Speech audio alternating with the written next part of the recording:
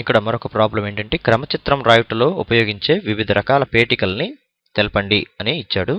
ఆ పేటికల్ని జాగ్రత్తగా వ్రాసి వాటిని దేనికి ఉపయోగిస్తామనేది ముఖ్యంగా రాస్తే ఈ ప్రాబ్లం సరిపోతుంది. ఇక్కడ క్రమచిత్రం రాసేటప్పుడు ముఖ్యంగా 4 రకాల పేటికలు ఉంటాయి. మొదటిది ఆరంభ అంత్య పేటిక. దీన్ని ఇలా ఓవెల్ షేప్లో రౌండ్గా గీస్తాం. దీంట్లో ఆరంభించు అంత్యం అనేది రాయబడుతుంది. మొదలు చివర సూచిస్తుంది అన్నమాట. ఇది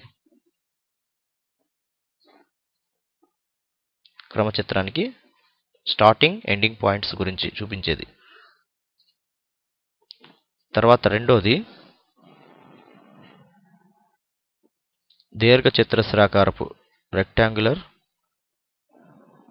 దీర్ఘచతురస్రాకారపు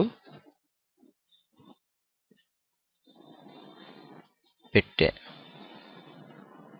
అంటే రెక్టాంగులర్ బాక్స్ అన్నమాట. ఈ రెక్టాంగులర్ బాక్స్లో మనం ఏదైతే పని చేయాలో దాన్ని చేయవలసిన పని ఆపరేషన్స్ ప్రక్రియలు పనులు సూచిస్తాం. చేయవలసిన పనులను సూచిస్తుందన్నమాట. మూడోది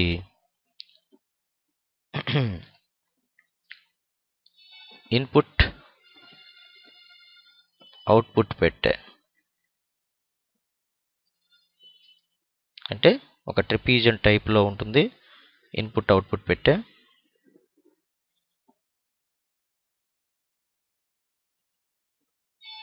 ఇది దీంట్లో సమస్య సాధనకు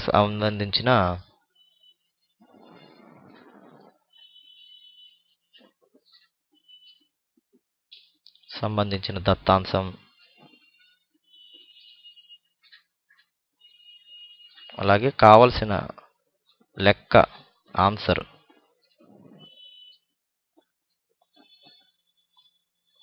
లెక్క సమాచారం రాయబడుతుంది అన్నమాట.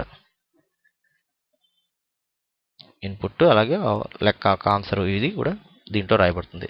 చివరిగా నాలుగోది రాంబస్ పెట్టె లేదా డైమండ్ షేప్ పెట్టె. డైమండ్ పెట్టె ఇలా రాంబస్ షేప్లో ఉన్న ఈ పెట్టెలో నిర్ణయాత్మక పెట్టె అంటారు. దీంట్లో ఎస్ ఆర్ నో, అవునా కాదు, bigger, greater than, less than ఇలాంటి వాటికి సంబంధించిన నిర్ణయాత్మకాలు తెలుసుకోబడుతుంది. ఇది నిర్ణయ పెట్టె అని కూడా అంటారు. ఈ 4 కూడా క్రమచిత్రం గీయడంలో ముఖ్యంగా ఉపయోగపడతాయి. క్రమచిత్రం లేదా క్రమచిత్రం గీసే ఈ పెట్టికలను కూడా ఖచ్చితంగా లెక్కలో అడుగుతుంటాడు. వీటిని జాగ్రత్తగా గుర్తుంచుకుని పెన్సిల్ సాయంతో, పెన్ను సాయంతో చక్కగా నీట్గా గీసి చూపించాలి.